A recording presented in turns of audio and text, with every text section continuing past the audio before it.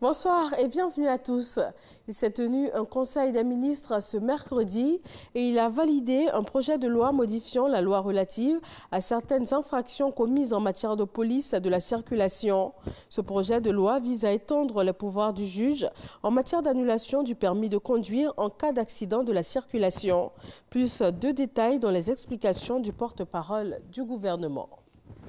Au titre du ministère de la Justice et des Droits de l'Homme, le Conseil a adopté un projet de loi modifiant la loi du 26 décembre 1963 portant fixation des peines applicables à certaines infractions commises en matière de police de la circulation. Ce projet de loi modificatif vise à étendre les pouvoirs du juge relativement à la mise en œuvre des mesures d'annulation du permis de conduire des conducteurs qui, par leur légèreté ou leur insouciance, causent des morts et des blessés graves parmi les usagers de la route. Il permet en effet au juge de prononcer, en raison de son appréciation souveraine des circonstances de l'accident, l'annulation du permis de conduire du conducteur condamné pour homicide ou blessure involontaire commis à l'occasion de la conduite des véhicules.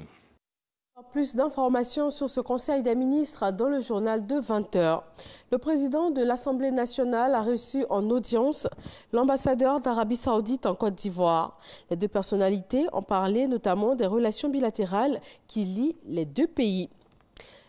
200 jeunes filles issues des fédérations de jeunesse et des organisations féminines, ainsi que plusieurs leaders associatifs et politiques féminins, ont pris part à un panel de motivation.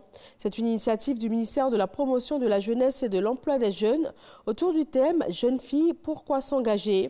Cette activité s'inscrit dans le prolongement de la commémoration de la Journée africaine de la jeunesse célébrée le 1er novembre.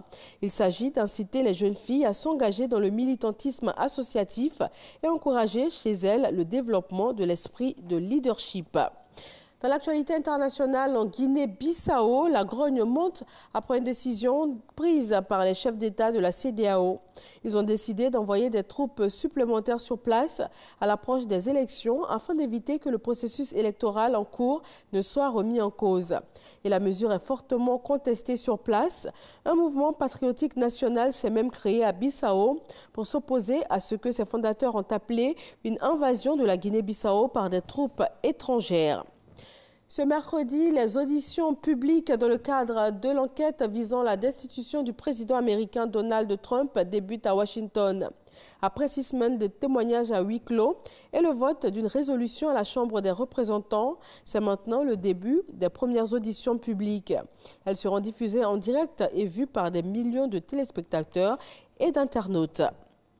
La deuxième vice-présidente du Sénat bolivien, Janine Áñez, devient présidente par intérim de la Bolivie. Le tribunal constitutionnel a validé cette proclamation, pourtant contestée car ne respectant pas le protocole défini par la Constitution. C'est 48 heures après l'annonce de la démission d'Evo Morales suite à 3 semaines de manifestations et d'affrontements qu'elle a été proclamée présidente par intérim du pays. Depuis le Mexique où il s'est réfugié, Evo Morales a dénoncé un coup d'État. Et voilà, c'est tout pour ce bref point de l'actualité. Merci de nous avoir suivis.